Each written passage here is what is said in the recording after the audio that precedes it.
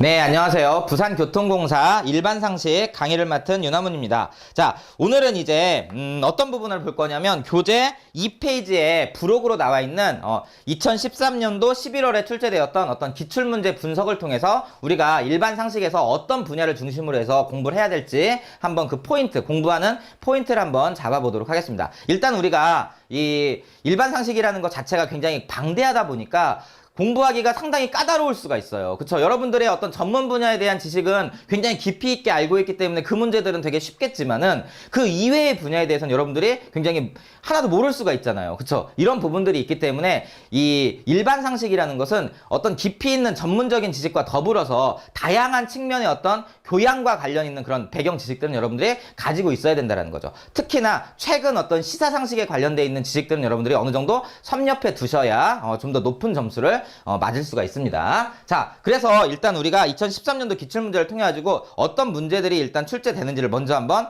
알아보도록 하겠습니다. 자, 1번 문제는 무엇이냐면 인터넷 웹을 이용해 동시에 여러 사용자에게 비디오나 오디오를 생중계하는 프로그램 방식을 무엇이라고 하느냐 이렇게 돼 있어요. 그러니까 이게 뭐냐면 웹을 이용한다라는 거하고요. 그 다음에 사용자에게 비디오나 오디오를 생중계하는 프로그램이에요. 그러니까 중계방송을 하는 거죠. 방송하는 거죠. 그러니까 무슨 얘기냐면 웹을 이용해서 뭐를 하겠다?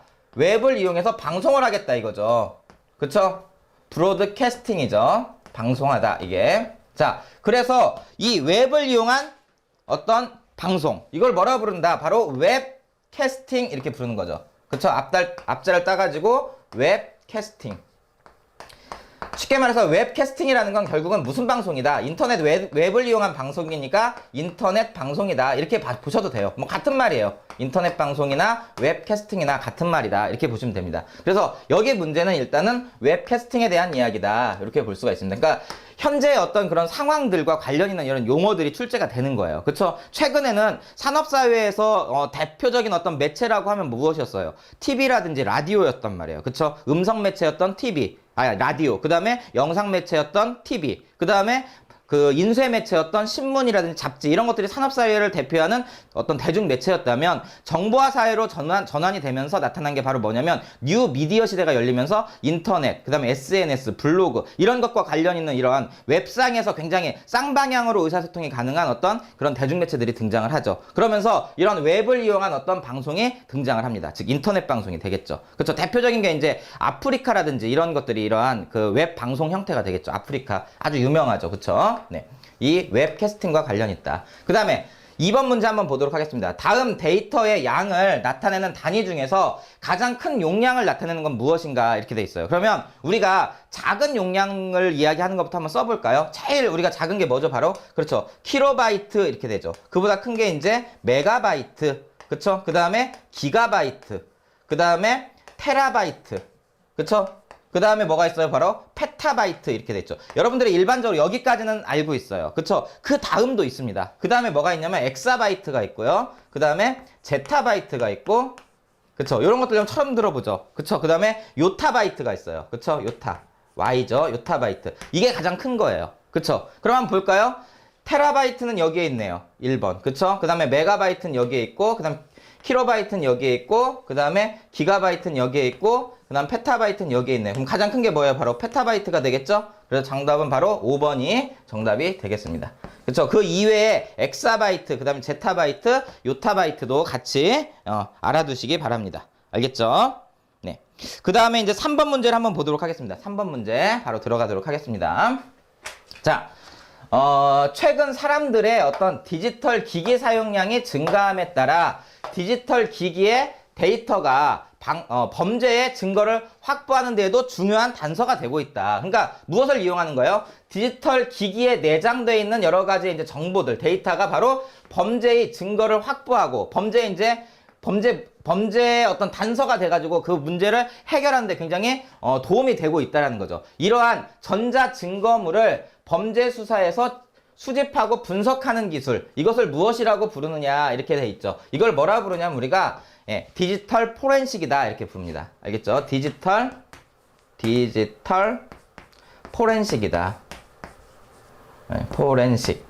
그쵸? 자, 이게 무엇이냐면 저기 S가 되죠. 포렌식. 그쵸? 자, 디지털 포렌식이라는 것은 무엇이냐면 여러분들이 쓰고 있는 어떤 그 스마트폰이라든지 또는 인터넷이라든지 그쵸? 이런데 여러분들이 그 사용한 어떤 흔적들이 남아 있어요. 그걸 이용해서 범죄 수사에 이용하는 어떤 그러한 정보들을 분석하고 수집하는 그러한 어떤 역할을 하는 게 바로 이 디지털 포렌식이다. 이 디지털 포렌식 전문가 과정이 있어요. 그래서 1급, 2급 뭐 이런 전문가 과정이 있는데 장래에 굉장히 유망되는 하나의 직종이다. 이렇게 볼 수가 있죠. 그쵸? 전문직으로서. 그쵸? 디지털 포렌식 전문가 과정. 이렇게 얘기를 할 수가 있죠. 그쵸? 예, 포렌식이라는 거, 요 단어를 좀 알아두시기 바랍니다. 네. 그래서 여기에 바로 1번이 정답이 되겠습니다. 일단. 자, 그 다음에 뭐 리버스 엔지니어링이라든지 크래킹이라든지 화이트 해커라든지 뭐 시스템 해킹이라든지 이런 거 있는데 여기서 여러분들이 이 화이트 해커에 대해서는 좀 여러분들이 이 자체로도 출제가 될 수 있는 부분이기 때문에 알아두시고 가시기 바랍니다. 자, 화이트 해커 한번 찾아보세요. 뭐라고 되어 있어요? 거기에 악성 해킹을 막고 그 다음에 보안의 취약점을 해결하기 위해서 어떻게 하는 거예요?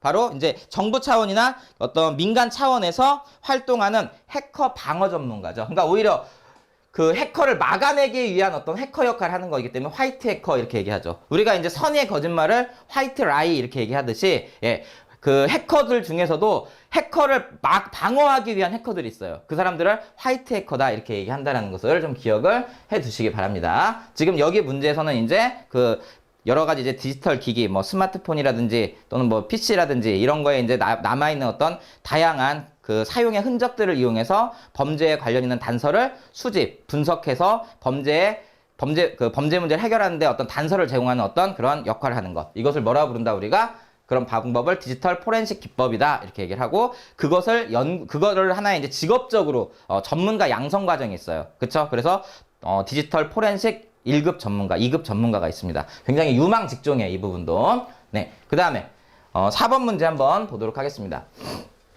정치에 직간접적으로 가담하는 교수들이 많은 한국의 정치 상황에서 나온 말로 현실 정치에서 적극적으로 참여하는 교수들 뜻하는 말. 현실 정치에 적극적으로 참여하는 교수들. 여하튼 정치와 관련 있는 단어가 뭐예요? 이게 다 이제 영어 용어들로 돼 있어가지고 그쵸? 정치가 바로 폴리티스죠. 그쵸? 폴리티스. 이게 정치예요. 교수는 뭘 뜻하죠? 교수는 영어로? 그쵸? 영어 단어로 뭐가 있죠? 그쵸? 프로페서가 있죠. 프로페서.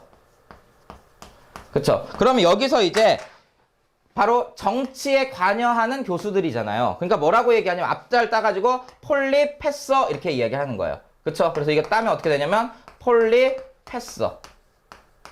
네.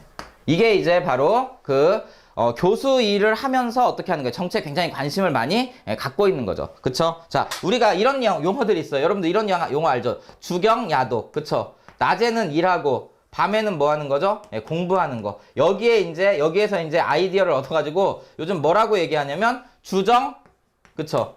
뭐라고 얘기하냐면 이제 주학야정 이렇게 얘기하네요. 그쵸? 책에 이제 나와 있는 표현이에요. 주학. 이건 뭐예요? 낮에는 애들을 가르치고 밤에는 뭐를 한다? 예, 정치를 한다 이거죠. 주학야정.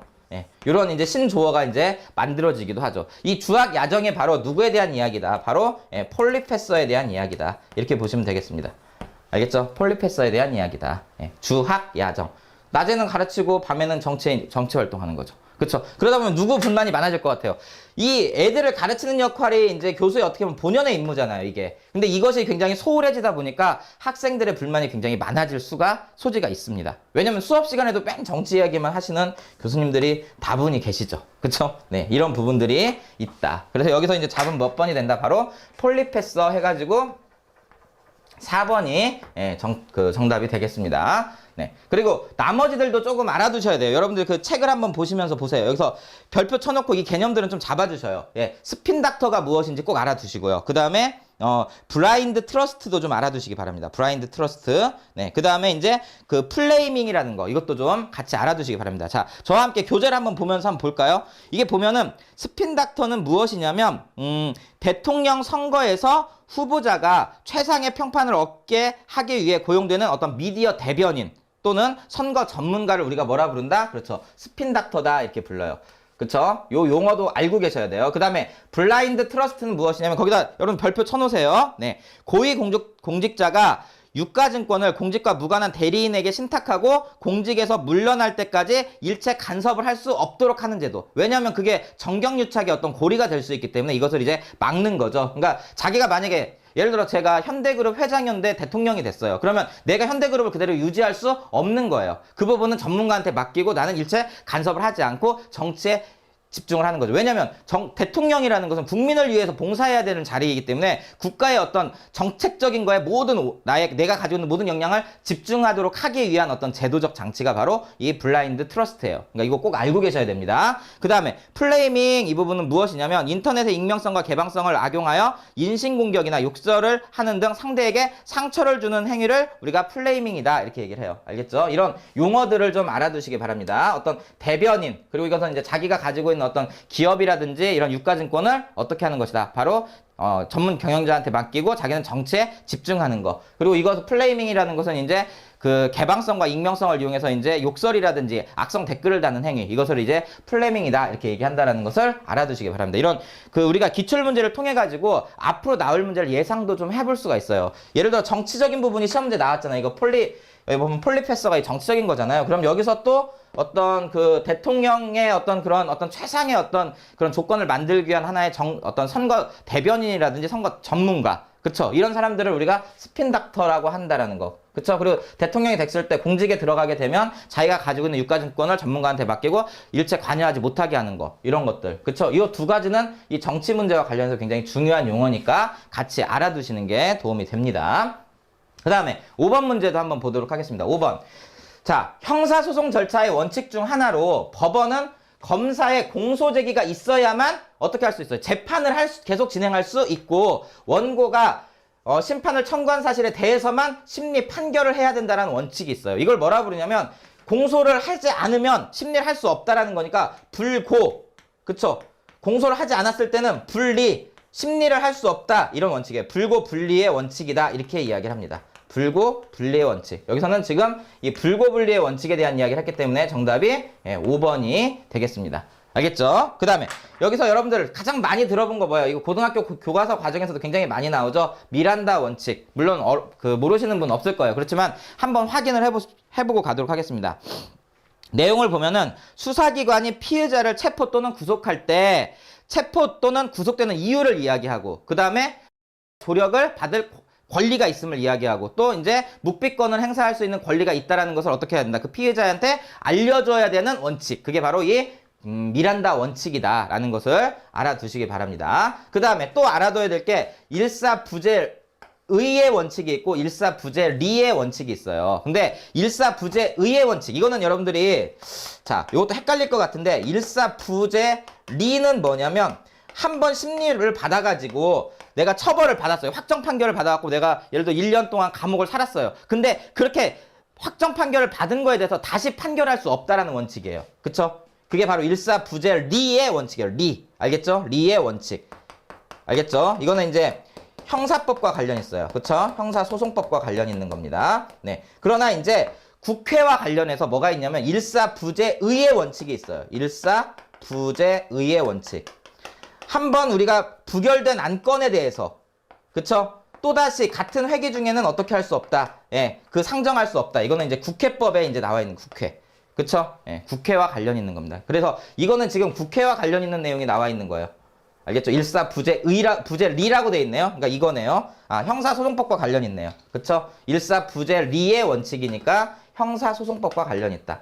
한 번 확정 판결 받아가지고 처벌을 받은 거에 대해서는 다시 처벌을 받을 수 없다라는 내용이네요. 그쵸? 근데 일사부재의의 원칙이 또 있어요. 이것도 같이 알아두시기 바랍니다. 여기선 정답은 뭐다? 불고불리의 원칙이다. 이런 것들 한번 그냥 읽어보시기 바랍니다. 자, 그 다음에 6번 문제 한번 보도록 하겠습니다. 6번 문제. 자, 6번 문제인데 6번 문제는 이제 경제적인 측면에서의 어떤 일반 상식 문제예요. 그쵸? 자, 경쟁으로 인한 불이익을 제거하고 시장을 독점하기 위한 기업 간 담합의 형태 중 하나로 이렇게 돼 있어요. 이게 기업의 어떤 담합 형태다.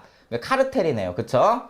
네. 협약에 의해 결합된 형태지만 각 기업의 법률적, 경제적 독립성이 유지되고 있다는 거죠. 이 연합을 무엇이라고 부르느냐 이렇게 돼 있는데 여러분들이 이 부분을 정리할 때는 이렇게 세 가지를 딱 가지고 계셔야 돼요. 우리가 일반적으로 담합이다 이렇게 얘기하는 것은 일반적인 형태의 카르텔을 이야기합니다. 이 카르텔일 때는 기업의 어떤 독립성이 유지가 되고 있는 거예요.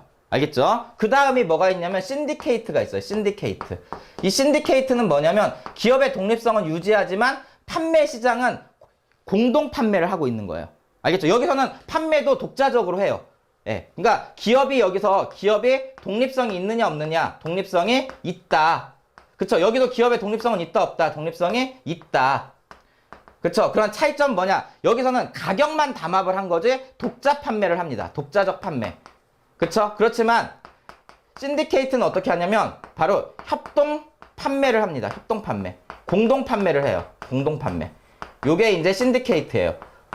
네. 그러니까 기업의 독자성은 유지하고 있지만 공동 판매를 하기 때문에 결국 물건이 다 섞여 버리는 거죠. 알겠죠? 그러나 이보다 더 큰 게 있어요. 그게 바로 뭐냐면 트러스트예요. 트러스트. 이 트러스트는 무엇이냐면 바로 기업의 독립성도 없어요.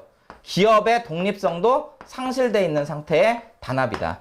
네. 이렇게 볼 수가 있어요. 그래서 어떤 그 담합의 형태로 봤을 때 가장 센 게 바로 트러스트고요. 그 다음에 신디케이트, 그 다음에 담합입니다. 근데 여기서는 기업의 법률적, 경제적 독립성이 유지되고 있다라고 얘기를 하고 있어요. 그러면 유지되고 있는 것만 찾아줘야 되겠죠. 그렇죠? 협동 판매라는 내용 없으니까 뭐라고 얘기해야 된다? 답을 그렇죠. 카르텔이다 이렇게 이야기를 해야 됩니다. 근데 기업의 독립성을 유지하고 있지만 공동 판매를 하고 있다 또는 협동 판매를 하고 있다 이렇게 얘기하면 신디케이트가 답이 되고요. 기업의 어떤 독립성까지 상실했다 이렇게 하면 트러스트가 됩니다. 그러니까 여기서 트러스트라든지 또는 카르텔이라든지 신디케이트에 대해서는 여러분들 자세히 알아둘 필요가 있습니다. 그 다음에 또 하나 더 알아두시자면 바로 콘체른이라는 게 있는데 콘체른. 이 콘체른이라는 것은 뭐냐면 우리 이런 거 있잖아요. 그룹으로 되어 있는 거. 삼성그룹이라든지 LG그룹.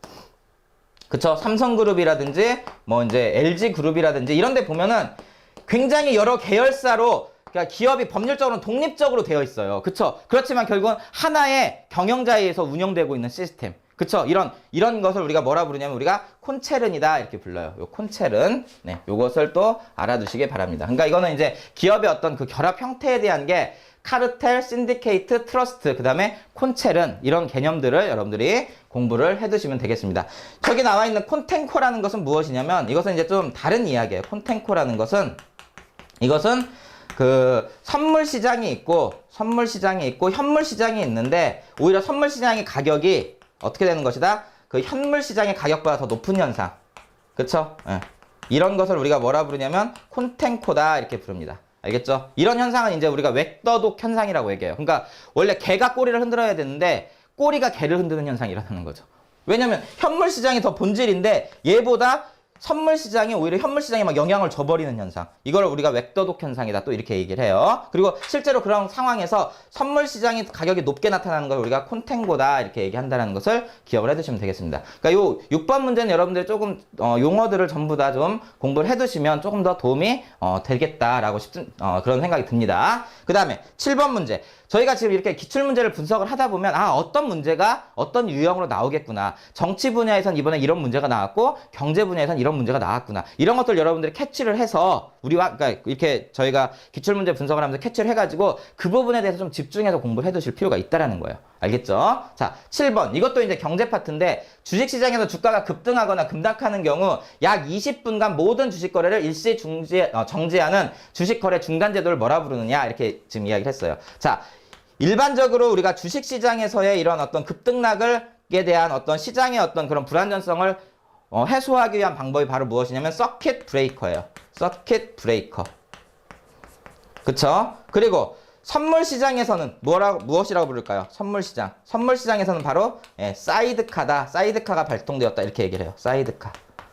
알겠죠? 그래서 이 두 가지는 여러분들이 아주 자주 나오는 용어이기 때문에 여러분들이 꼭 주식을 안 하시더라도 알아두시기 바랍니다. 그래서 여기서 정답은 일단 몇 번이다? 1번이 정답이 되겠습니다. 이것은 이제 주식시장이고 이건 주식시장이고 이것은 바로 선물 시장에서 나타나는 어떤 급등락이다. 이렇게 보면 되겠습니다. 그 다음 여기 이제 5번에 보면 스톡 그랜트가 있는데 이것은 뭐냐면 굉장히 유능한 인재를 잡기 위해서 그 회사가 주식을 이제 지급하는 그러한 어떤 제도를 우리가 스톡 그랜트 제도다 이렇게 얘기를 하죠. 네. 베이시스라는 것은 무엇이냐면 베이시스라는 것은 선물 시장과 현물 시장의 어떤 차이를 베이시스라고 얘기를 해요. 그리고 헤지라는 것은 내가 어떤 그러니까 금융자산에 투자를 했을 때, 주식이나 이런 데 투자를 했을 때 손실이 날 수가 있잖아요. 원금 손실이 날 수 있잖아요. 그 문제를, 이런 손실, 투자 손실을 어떻게 하기 위해서, 조금 더 방어하기 위해서 현물 시장에 투자를 하는 것, 이것을 우리가 해지하였다 이렇게 얘기해요. 그러니까 뭐 인플레이션 해지 이렇게 얘기하면, 인플레이션에 의해서 나타날 수 있는 어떤 그 불안 요소, 쉽게 말해서 손해 볼 부분을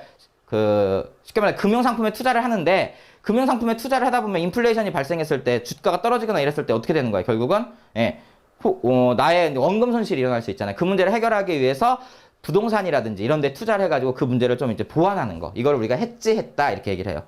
알겠죠? 해지 알아두시기 바랍니다. 이렇게 해서 일단 정답을 여기서는 서킷 브레이커다 이렇게 보시면 되겠습니다. 자, 이어서 8번 문제 보도록 하겠습니다. 자, 8번 문제. 자금난 때문에 경영위기에 처했거나 파산한 기업을 저렴하게 인수하여 정리하기 위해 운용되는 어떤 투자기금으로 남의 곤란을 이용해 이익을 챙긴다는 뜻에서 유래한 이 용어는 무엇인가 이렇게 돼 있는데, 이거는 무슨 펀드냐면 벌처 펀드를 이야기하는 거예요. 벌처 펀드. 자, 벌처가 무엇이냐면 바로 여러분들 대머리 독수리 아세요? 혹시 대머리 독수리? 이 대머리 독수리는 죽은 고기들을 아주 깔끔하게 먹어치우는 그런 독수리 있잖아요. 그쵸? 예. 이게 이제 대머리 독수리인데, 마치 죽은 고기를 깔끔하게 먹어치우는 것처럼 이런 부실 기업을 어떻게 하는가? 남의 곤란을 이용해서 이익을 챙기는, 그러니까 부실 기업을 어떻게 아주 저렴한 값에 인수를 해가지고 어떻게 하는 거예요? 나중에 이제 경영을 정상화시킨 다음에 높은 값을 받고 어떤 파는 형태로 어떤 펀드를 운영하는 이런 형태의 어떤 펀드를 우리가 뭐라고 부르냐면, 이 대머리 독수리가 이 벌처인데, 그러니까 벌처가 바로 이제 대머리 독수리를 뜻하는 거예요. 마치 죽은 고기를 깨끗하게 치워버리는 거에서 이제 연상을 해가지고 이제 유래한 게 바로 이 벌처 펀드예요. 알겠죠? 그래서 일단 정답은 벌처 펀드 2번이 되겠습니다. 알겠죠? 자, 그러면 사모펀드라는 것은 무엇이냐? 사모펀드라는 것은 이걸 뜻하는 거예요. 그러니까 이제 소수의 어떤 투자자들에게 자금을 이제 모집을 해가지고 어떤 주식이라든지 채권에 투자를 하거나, 또는 이제 기업을 인수해서 기업 경영에 참여하는 그런 펀드를 우리가 사모펀드다 이렇게 얘기를 합니다. 알겠죠? 그 다음에 이 뮤추얼 펀드는 일단은 간접 투자 방식이다 이렇게 알아두시는 게 굉장히 중요하겠죠. 간접 투자 방식인데, 자, 일단은 투자자들에게 어떤 자금을 모집을 합니다. 투자자들한테 자금을 모집을 한 다음에 그 자금을 가지고서 어떤 주식이라든지, 그쵸? 투자 운용사가 주식이라든지 채권 이런 데 투자를 해가지고, 발생한 어떤 이익금을 배당금 형태로 지급을 해주는 어떤 그런 간접 투자 방식의 어떤 펀드를 우리가 뮤추얼 펀드다 이렇게 얘기를 해요. 그 다음에 헤지 펀드라는 것은 무엇을 뜻하는 거냐면, 단기에 어떤 이익을 추구하는 그런 어떤 투기성이 되게 강한 그런 펀드를 우리가 헤지 펀드 이렇게 얘기를 합니다. 그 다음에 롱숏 펀드라는 것은 무엇이냐면, 롱이라는 것은 뭐냐면 롱 전략이 있고 숏 전략이 있는데, 롱 전략이라는 것은 주식을 매수하는 전략을 뜻하고요. 숏 전략이라는 것은 주식을 매도하는 전략을 뜻하는 거예요. 그래서 이 펀드를 어떤 식으로 운영을 하냐면, 장기간으로 봤을 때 어떤 회사의 어떤 쉽게 말해서 이익이라든지 매출액이라든지 이런 것들이 상승할 것 같은 기업들이 있을 거 아니에요. 이런 기업들은 장기적으로 매수를 해가지고 보유를 하는 거고요. 그리고 이제 시세 차익이 굉장히 많이 발생하는 펀드 같은 경우는 어떻게 하냐면, 주식을 매입을 했다가 그 다음에 주식이 떨어질 것 같으면 어떻게 해요? 공매도를 치는 거죠. 공매도를 친 다음에 나중에 주식이 떨어지면 다시 매수를 하고, 이렇게 해서 매수 전략을 계속 쓰는 그런 펀드가 있습니다. 이런 펀드를 우리가 뭐라고 부르냐면 바로 롱숏 펀드다 이렇게 얘기를 해요. 여기서는 지금 이 벌처 펀드에 대한 이야기이기 때문에 정답은 2번이 되겠습니다. 그 다음에 9번 문제 우리가 보도록 하겠습니다. 9번. 자, 인도양, 그 다음에 벵골만, 아라비아해에서 발생하는 열대성 저기압을 뜻하는 말로 태풍과 허리케인처럼 폭풍우를 동반하는 이것을 무엇이라고 부르느냐 이렇게 돼 있는데, 적도 부근에서 발생하는 열대 이동성 저기압에 대한 이야기예요. 열대 이동성 저기압. 그쵸? 보통 우리나라 쪽으로 오는 것은 태풍이라고 하죠. 그쵸? 이게 이제 동북아시아 쪽으로 오는 것을 뭐라 부른다? 동북아시아. 우리나라 쪽이죠, 이게. 이거를 뭐라 부르냐면 우리가 태풍 이렇게 부릅니다. 그쵸? 그리고 이제 인도 쪽으로 가는 거, 지금 이야기한 부분이죠. 인도양, 벵골만, 아라비아해. 그쵸? 인도 쪽으로 가는 것을 우리가 뭐라고 부르냐면 사이클론이다 이렇게 부릅니다. 사이클론. 그쵸? 그 다음에 호주 쪽으로 가는 것을 뭐라고 부르냐면 우리가 윌리윌리다 이렇게 부릅니다. 윌리윌리. 똑같은 열대 이동성 저기압을 뜻하는 거예요. 그 다음에 이제 미국 쪽으로 가는 것을 우리가 뭐라 부르냐면 허리케인 이렇게 부르는 거죠. 예. 전부 다 열대 이동성 저기압의 그 이름들입니다. 그렇지만 이제 그게 이제 어느 쪽에서 발생하느냐에 따라서 이렇게 이름이 달라지고 있다는 거 알아두시면 되겠습니다. 여기서는 지금 인도 쪽에 있기 때문에 정답은 바로 사이클론이 된다 이렇게 보시면 되겠습니다. 정답은 3번이다 이렇게 보시면 됩니다. 그 다음에 10번 문제. 상품의 디자인과 기능, 그 다음에 안정성, 그 다음에 품질 등을 골고루 평가하여 우수성이 인정된 상품에 부여하는 어떤 디자인 분야의 정부 인증 마크를 무엇이라고 부르냐 이렇게 되어 있는데 이거는 굿 디자인 그쵸? 마크 이렇게 됩니다. 이 앞자를 따면 어떻게 되는 거예요? GD 마크가 되겠죠. GD 마크다.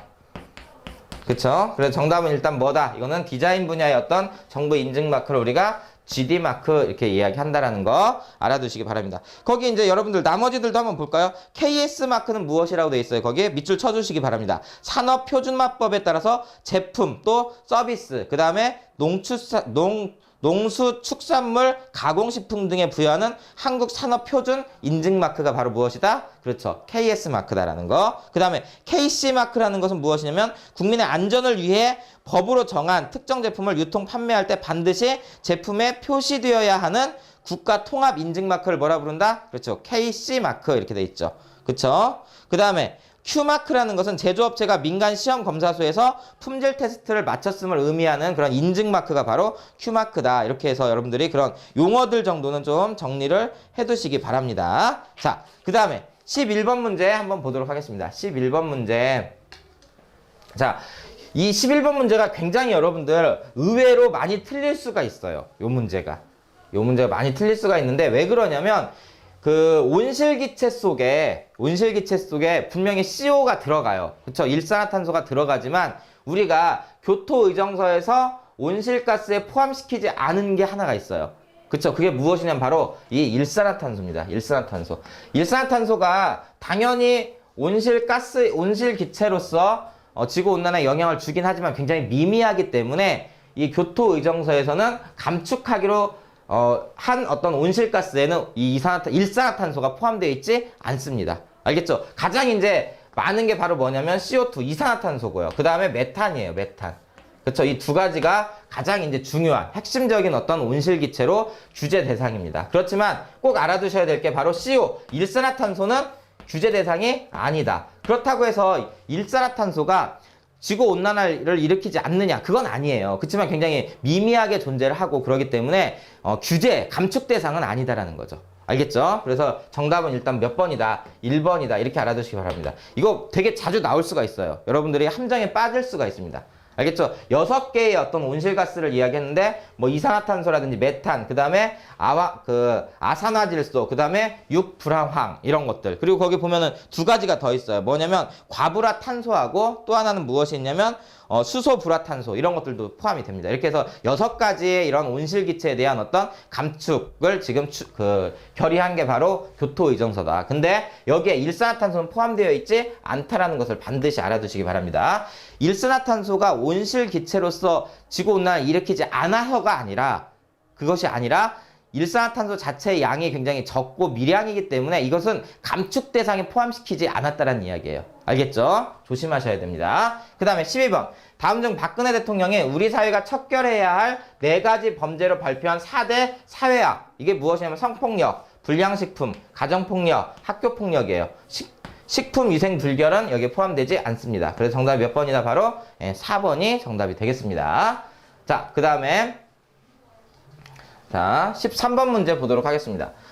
초등학교 내에 마련된 별도의 교실에서 저소득층과 맞벌이 가정의 초등학교 저학년 자녀를 위해 방과 후 학생들을 돌봐주는 시스템. 돌봐주는 시스템이니까 뭐예요 이게? 돌봄교실이겠죠? 그쵸? 초등학교니까 초등 돌봄교실. 그래서 정답이 몇 번이다? 바로 5번이 정답이 되겠습니다. 방과 후 학습하고는 좀 의미가 다르죠? 그쵸? 왜냐면 그 방과 후 학습은 뭐냐면 정규 시간이 끝난 다음에 이제 어떻게 하는 거예요? 부가적으로, 그쵸? 예, 부가적으로 하는 것이고 여기서는 지금 그것이 아니라 무엇이냐면 저소득층과 맞벌이 가정의 초등학교 저학년 자녀를 위해 방과 후에, 그쵸? 방과 후라고 돼 있는데 방과 후 교실 학습이다 이렇게 하면 안 되겠죠? 방과 후 학생들을 돌봐주는 시스템, 그걸 이제 초등 돌봄 교실이다 이렇게 얘기한다는 거 알아두시기 바랍니다. 그래서 정답은 5번이 되겠습니다. 자, 14번 문제.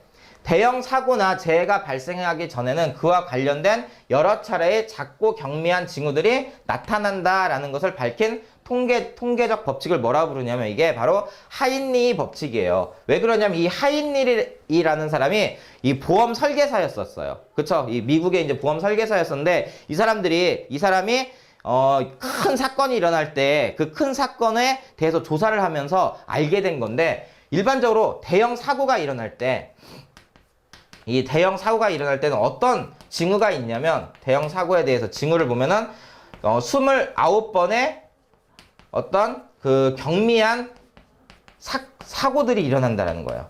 그리고 300번 이상의 이상 징후가 있다 이거죠. 300번 이상의 이상 징후. 그쵸?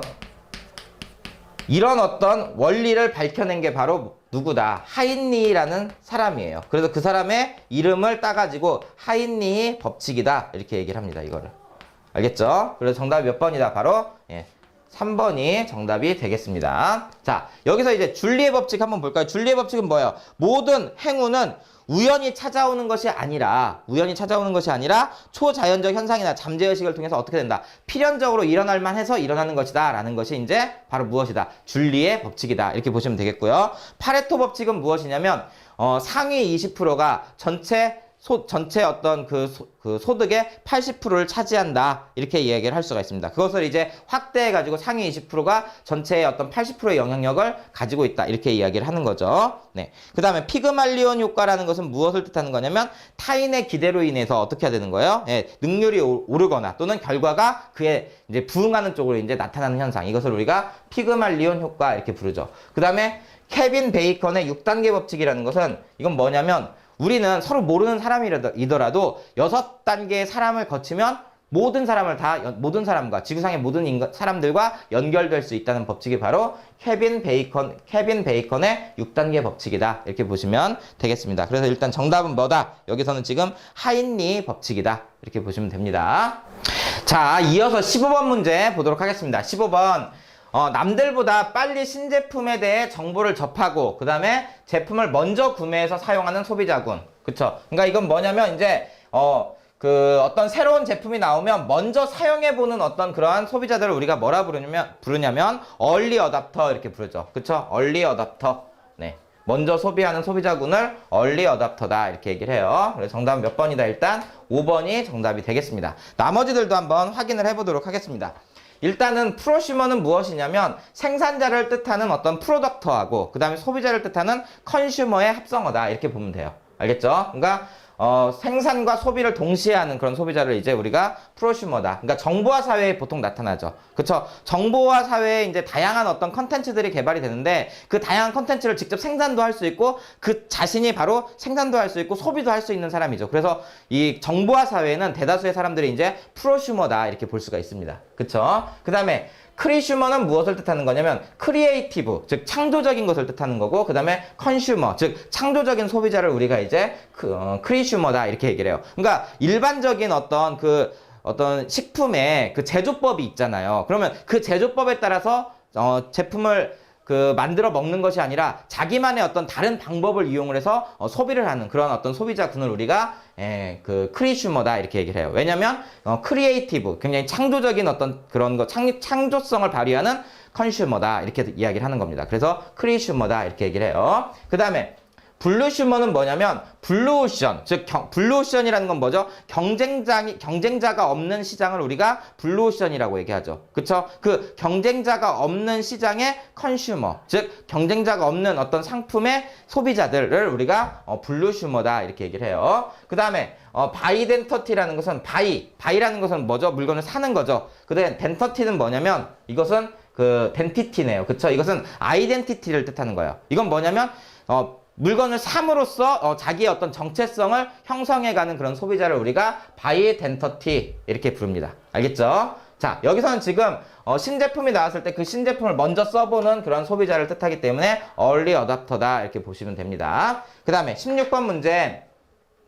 조선시대 흥선대원군의 경복궁 중건 강행으로 재정이 악화되자 조선 정부는 기존의 화폐보다 명목 가치가 높은 화폐를 새롭게 주저하여 유통했다. 이 화폐 이름은 무엇인가 이렇게 돼 있어요. 그렇죠? 흥선대원군 때 만든 건 무엇이죠? 그렇죠? 당백전이죠. 당백전. 정답 몇 번이다? 바로 1번이 정답이 되겠습니다. 상평통보는 이제 조선 후기에 이제 널리 유통된 것이고, 원납전이라는 것은 그 경복궁을 중건할 때 이제 그 양반들한테 받았던 어떤 기부금 같은 걸 뜻합니다. 해동통보는 그냥 이제 고려시대 때 어떤 화폐다 이렇게 보시면 되겠습니다. 이건 뭐 그냥 대동은전, 은이죠. 그냥 이것은 이때 만든 게 은전이 아니에요. 여기서 이때는 당백전이다 이렇게 보시면 되겠습니다. 자, 17번 문제 보도록 하겠습니다. 17번 문제 역사 파트의 문제들이네요. 그쵸? 다음 글과 관련된 인물은 누구냐? 울릉도를 울도로 개칭하여 강원도에 부속하고 도감을 군수로 개정하여 관제중에 편입하고 그 다음에 군등은 5등으로 할사 이렇게 돼 있어요. 1조에 2조 군청 위치는 태화동으로 그 다음에 정하고 그 다음에 구역은 울릉전도와 그 다음에 죽도, 석도를 관할할사 이렇게 돼 있어요. 자, 이것을 정한 건 뭐죠? 누구죠? 바로 그렇죠. 고종이 울릉도와 독도를 우리가 이제 직접 통치하는 지형으로 이제 편입시킨 거죠. 그렇죠? 이것은 이제 대한제국의 어떤 칙령이에요. 칙령 42호의 내용이다 이렇게 볼 수가 있습니다. 41조. 그렇죠? 네, 그래서 정답은 몇 번이다? 바로 고종 때 있었던 일이다 이렇게 보시면 되겠습니다. 그래서 17번의 정답은 1번 이렇게 보시면 됩니다. 자, 그 다음에 자, 이어서 18번 문제 보도록 하겠습니다. 18번 문제 1999년 노벨문학상을 수상하였으며 양철북, 그 다음에 넙치, 개걸음으로 가다 등의 어떤 작품을 남긴 인물은 누구인가 이렇게 돼 있죠. 양철북 하면 바로 균터그라스죠. 예, 균터그라스. 양철북 알아두시기 바랍니다. 이거는. 네. 그 다음에 이제 여러분들 여기서 봤을 때 밀란 쿤데라라는 사람이 있는데 이 사람이 쓴 책 중에 굉장히 베스트셀러가 있어요. 그게 바로 뭐냐면 참을 수 없는 존재의 가벼움. 참을 수 없는 존재의 가벼움. 이라는 책도 굉장히 전 세계적으로 팔린 이게 베스트셀러죠. 그렇죠? 밀란 쿤데라라는 사람의 참을 수 없는 존재의 가벼움이라는 책도 알아두시기 바랍니다. 그 다음에 이제 오르한 과묵은 2006년에 노벨문학상 수상자고요. 그 다음에 도리스 레싱은 2007년에 노벨문학상 수상자가 되겠습니다. 그 다음에 이제 블라디미르 나보코프는 이게 이제 러시아와 미국의 어떤 대표적인 이제 작가다 이렇게 보면 돼요. 대표 작가 이렇게 보시면 됩니다. 네. 자, 여기서는 지금 균터 글라스의 어떤 양철북에 대한 이야기다. 그래서 정답이 몇 번이 된다? 바로 4번이 정답이 되겠습니다. 네, 1999년에 노벨 문학상을 수상하기도 했습니다. 자, 그 다음에 19번 문제. 다음 중 오경에 해당하지 않는 것은 이렇게 돼 있어요. 그쵸? 자, 그러면 우리가 사서 오경이 있어요. 그럼 사서와 오경을 좀 알아둘 필요가 있겠죠. 그쵸? 사서는 뭐냐면 바로 논어, 그쵸? 맹자, 그 다음에 대학, 중용. 요 네 개를 우리가 뭐라 부른다? 바로 사서라고 부르죠. 근데 여기 지금 오경이라고 했는데 여기 지금 중용이 들어가 있죠. 이 중용은 뭐가 되는 거죠? 그쵸? 이거는 사서에 들어가는 거죠. 네, 오경은 뭐냐면 시경, 그 다음에 서경, 그 다음에 또 뭐가 있죠?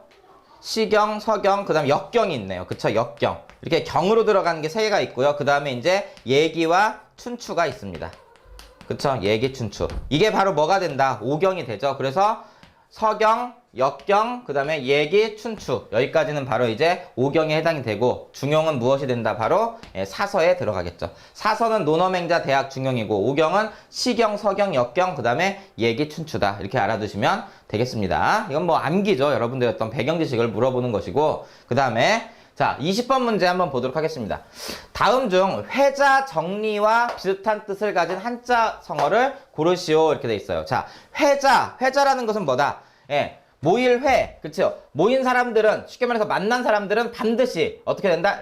헤어진다 이거죠. 그쵸? 만나면 반드시 헤어진다라는 뜻이죠. 그쵸? 이와 비슷한 뜻을 가진 한자성어를 고르시오. 무상전변 이렇게 돼 있는데 항상 그대로인 것은 없고 결국은 모든 것은 어떻게 된다? 변한다 이거죠. 그쵸? 이게 바로 그래도 의미적으로는 비슷하죠. 그쵸? 만나면 반드시 헤어진다. 모든 것은 변한다. 이런 의미가 되겠습니다. 그래서 정답은 1번이 되겠습니다. 견리 사이는 이익을 보기에 앞서 그게 도덕적으로 옳은지를 생각하는 거죠. 그쵸?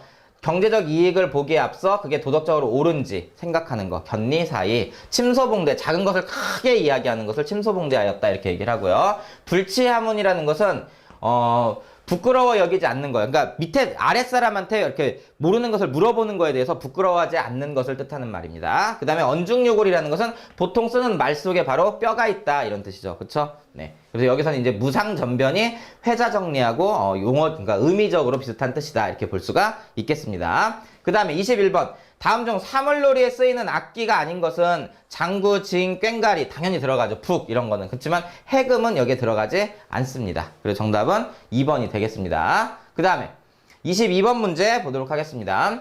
다음 중 골프에서 공을 잔디 표면 위에 굴려 홀을 향해 다가가도록 공을 치는 것을 우리가 뭐라고 하죠? 그쵸? 우리가 그것을 이제 버트를 한다 이렇게 얘기를 하죠. 그쵸? 그린에서 이제 홀을 향해서 이제 치는 것을 우리가 버트 이렇게 얘기를 하죠. 버디라는 것은 원래 이제 기준 타수보다 한 타가 더 적을 때 우리가 버디다 이렇게 얘기하죠. 보기라는 것은 이제 어떻게 하는 거예요? 보기는 기존 타수보다 한 타가 더 많을 때 보기라고 얘기를 하죠. 홀인원은 한 번 쳐가지고 그쵸? 이제 티샷을 딱 했는데 그것이 바로 이제 홀에 들어갔을 때 이것을 우리가 홀인원이다 이렇게 얘기를 하죠. 티샷은 이제 처음에 이제 칠 때 그것을 우리가 티샷이다 이렇게 얘기를 하죠. 여기서는 버트를 이야기하고 있기 때문에 정답이 3번이 되겠습니다. 그 다음 23번. 다음 중 2013년도 노벨 평화상 수상자는 누구냐 이렇게 돼 있는데 이거는 이제 2013년도는 화학무기 금지기구가 노벨 평화상을 이제 수상을 했습니다. 그래서 정답은 바로 몇 번이다? 바로 5번이 정답이 되겠습니다. 자, 이렇게 해서 우리가 그 2013년도 11월에 출제됐던 부산교통공사의 어떤 기출문제들을 한번 전부 다 봤는데 일단 기본적으로 그 해에 관련 있는 어떤 굉장히 중요한 이슈들은 반드시 출제되고 있다라는 것을 여러분들이 확인을 해볼 수 있을 겁니다. 그리고 이제 분야들도 보면은 정치, 경제, 사회, 문화, 그 다음에 역사, 철학 그쵸? 그리고 이제 이런 어떤 노벨상이라든지 또는 이제 어떤 스포츠라든지 이런 다양한 분야에서 출제가 되고 있기 때문에 여러분들이 어떤 한 부분에 치중해서 공부할 것이 아니라 다양한 분야를 섭렵을 해 두시는 게 이 일반 상식을 준비하는데 훨씬 더 도움이 된다. 이렇게 볼 수가 있겠습니다. 자, 일단은 여러분들이 이렇게 기출문제를 통해 가지고 문제가 어떤 유형으로 출제되는지 감을 잡고 여러분들이 약한 분야를 채워나가는데 이런 기출문제를 활용하시기 바랍니다. 자, 이렇게 해서 2013년 11월에 출제된 기출문제 강의를 마치겠습니다. 감사합니다.